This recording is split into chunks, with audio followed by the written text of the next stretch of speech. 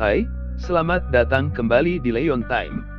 Di video kali ini, kami akan merangkum salah satu film yang berjudul Orang Kaya Baru yang dirilis tahun 2019. Siapkan snack Anda, atur posisi yang nyaman, dan mari masuk ke jalan cerita film tersebut. Film dibuka dengan menampilkan seorang wanita bernama Tika. Dia seorang mahasiswa jurusan arsitektur di universitas. Tika adalah seorang gadis dari keluarga sederhana. Karena keadaan keluarganya yang miskin, dia sering dipermalukan oleh teman-temannya. Lalu ada Dika, adik kedua Tika yang merupakan mahasiswa jurusan teater. Dika bermimpi suatu hari nanti menjadi produser profesional.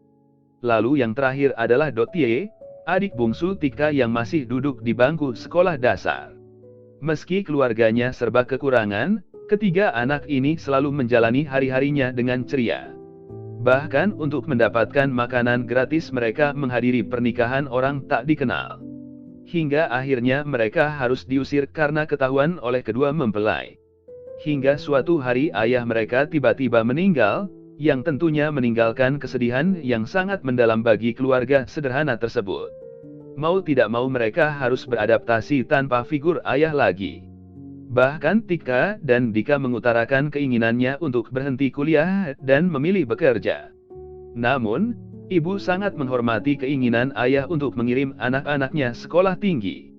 Keesokan harinya tiba-tiba datang seorang pengacara dan asistennya yang bertujuan untuk memberikan video yang dibuat oleh sang ayah.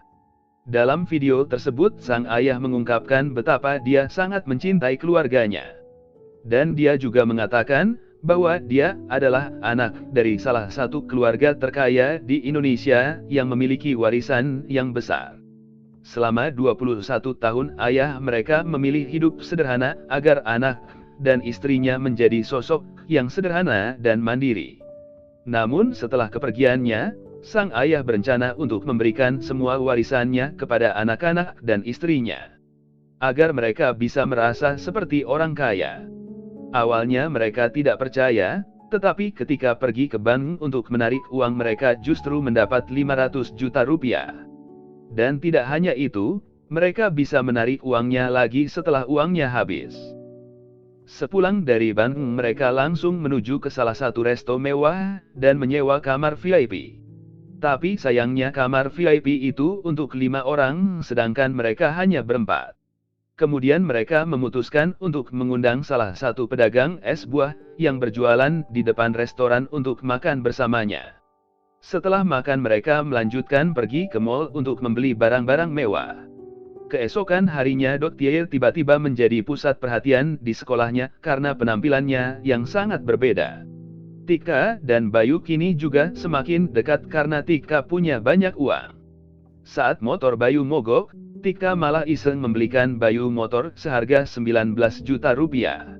Namun sesampainya di rumah, Bayu mengembalikan sepeda motor dan memberitahu Tika bahwa dia tidak bisa menerima begitu saja. Karena untuk mendapatkan motor sebelumnya dia harus bekerja sangat keras, dan dia sangat menghargai perjuangan kerasnya.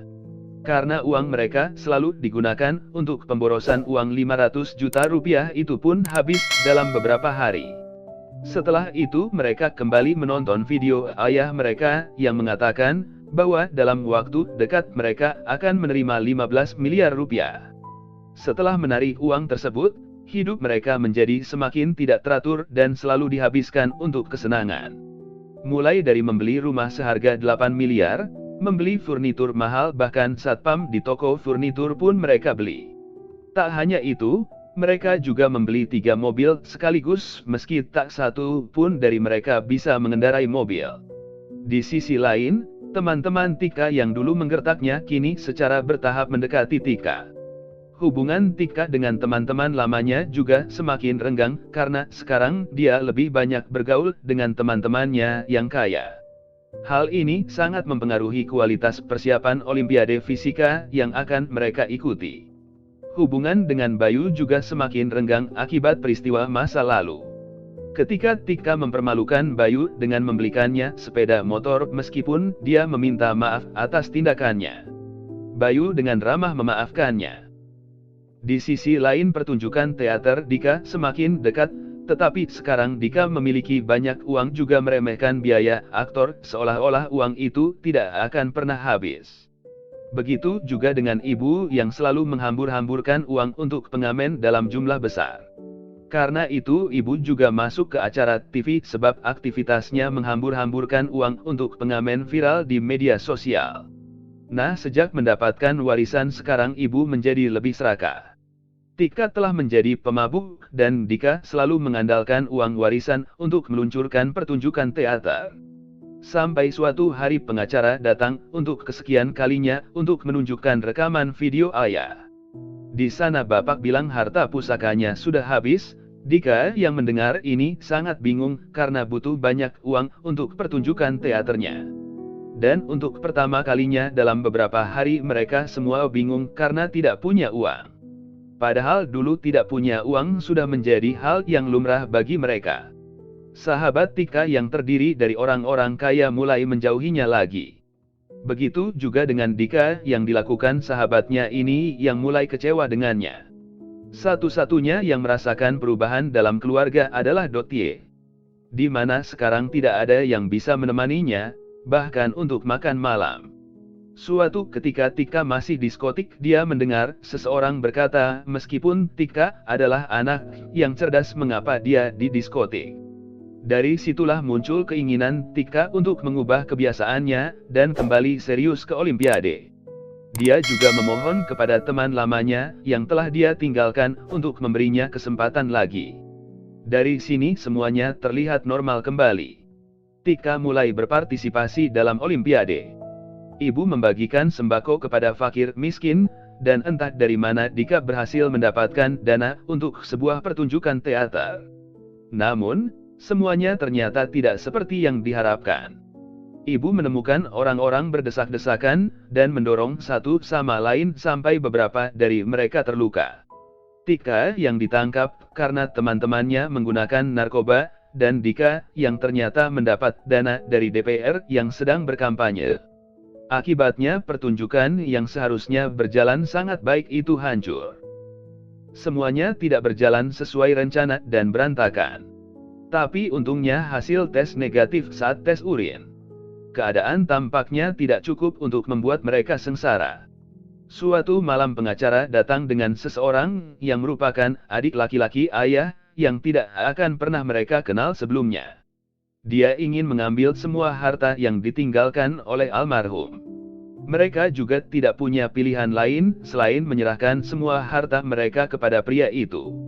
Namun dari pengalaman buruk itu mereka mulai menyadari bahwa harta benda hanya sementara, dan gaya hidup boros akan menghancurkan segalanya.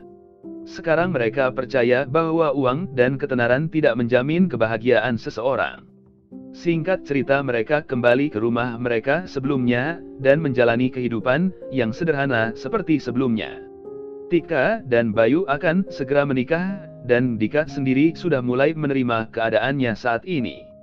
Namun sebelum film ditutup, tiba-tiba ada pengacara lain yang menayangkan video terakhir sang ayah yang mengungkapkan permintaan maafnya karena telah merenggut kebahagiaan keluarganya dengan kehadiran sang adik.